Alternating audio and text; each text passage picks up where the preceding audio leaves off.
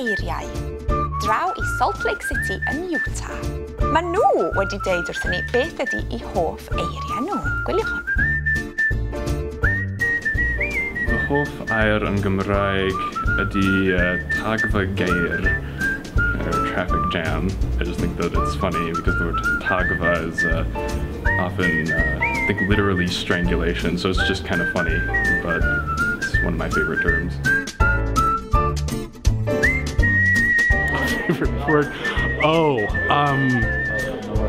sylweddoli. To realize.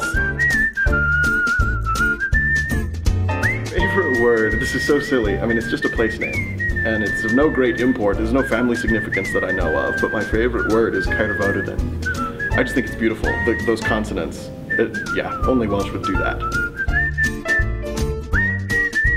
My favorite word is bendigedig because it sounds like a toy. Like it sounds very, it's almost onomatopoetic, I guess. Like if something is wonderful, it just seems, bendigedig seems so fitting.